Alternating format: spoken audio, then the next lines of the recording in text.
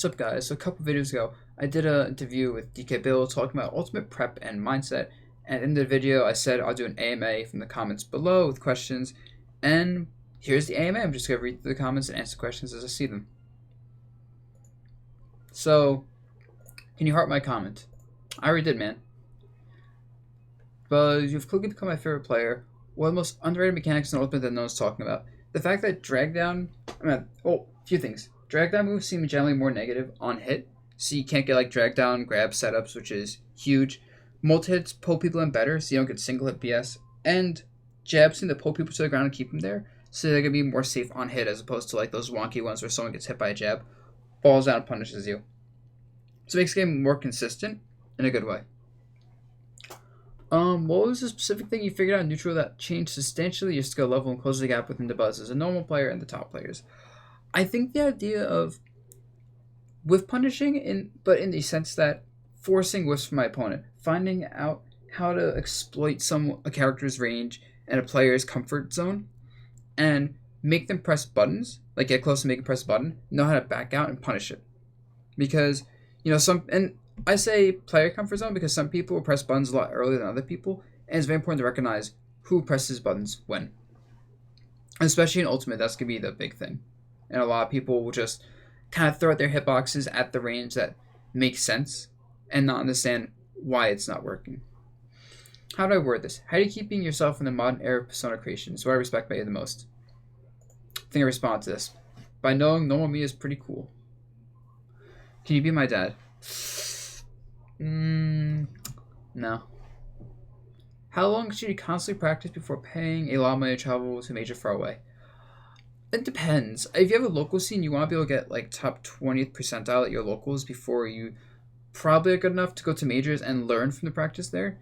And if you're only playing online, just go when you feel comfortable. Go when you think you're solid at the game, or if you think you're good enough that you can fight people at a major and learn from the experience. Because you're not going to the first major, and you shouldn't go to a major expecting that. But you should go to a major expecting to learn and improve. Okay, this question I know is very long. So, let me just go down here. With Ultimate around the corner, there's going to be a large influx of people entering the competitive scene with varying degrees of competitiveness. How do we not only develop the Smash community to be a more positive influence on its members, but also lower barriers of entry to effectively participate in it? Do top players have their rank because they truly have most potential or most expended resources? So this question was talking about things like how coaching is expensive and it's hard to get practice as a top player, and blah blah blah. I think it's very important that we have Arcadians for the people who aren't ranked, so the ranked players don't go to locals and just kind of clean up all the time, take everyone's money, and make them feel disappointed. But it's very hard because if you're not a top player and you want to get to that point, you just have to grind. You have to go to events. You have to do well. You have to impress people through these events, maybe through like online ladders, whatever it is. Because top players want to go on top people, of course, to stay good and get better. And everyone wants to play with us, but you can't expect us to play with you guys. And you have to instead play with each other. And top players, they have their rank. I don't want to say potential. A lot of people have potential.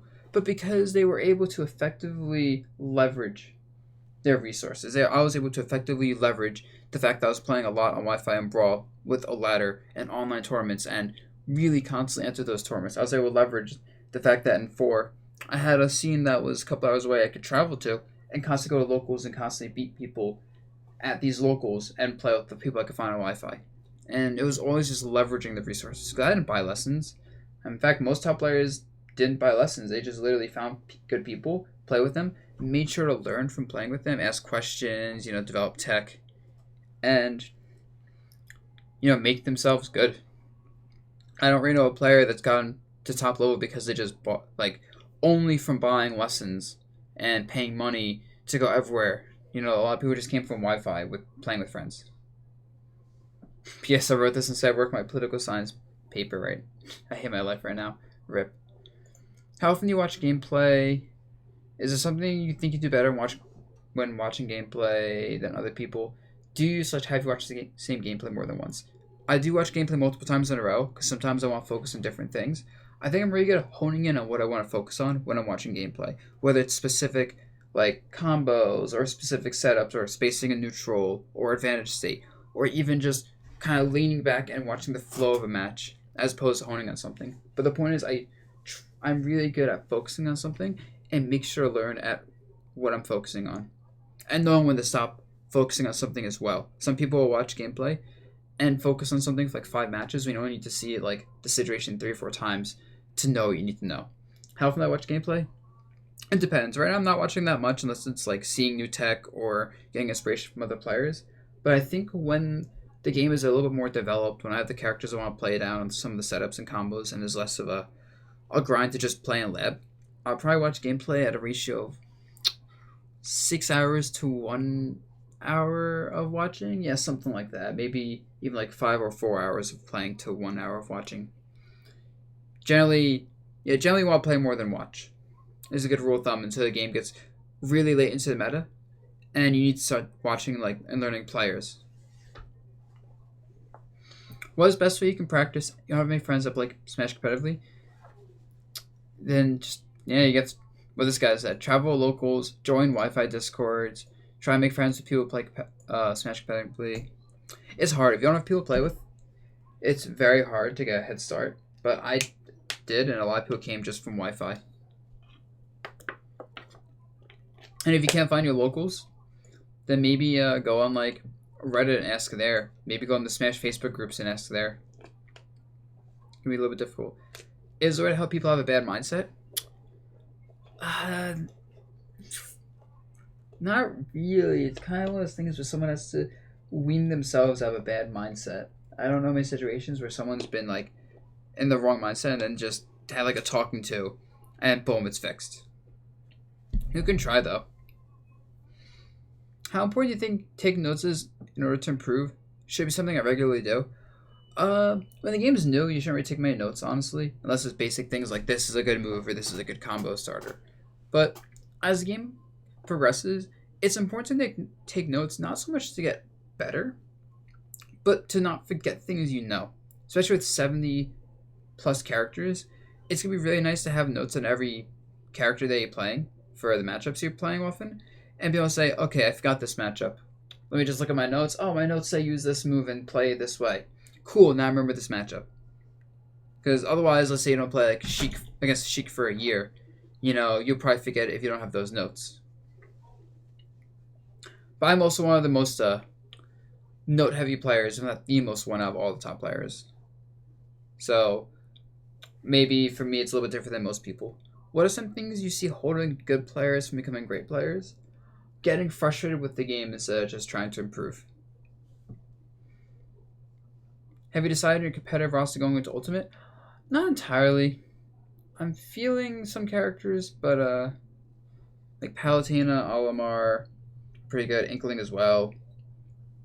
Yeah, I think those are 3 characters I'm mostly looking at right now. Can you be my daddy?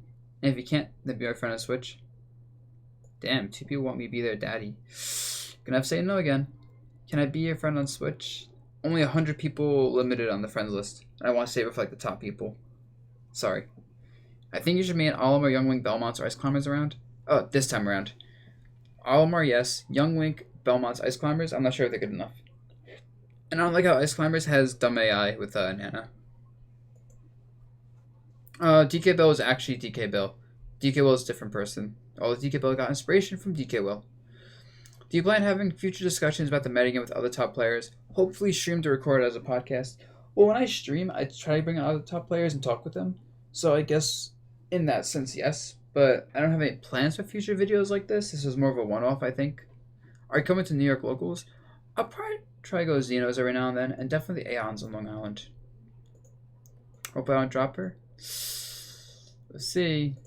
And there goes all the questions. Hope you guys enjoyed the AMA, and my next video will actually be talking about Olimar in Ultimate. So look forward to that. Also, if you want to ask me more questions about this kind of stuff, I stream on Twitch a lot.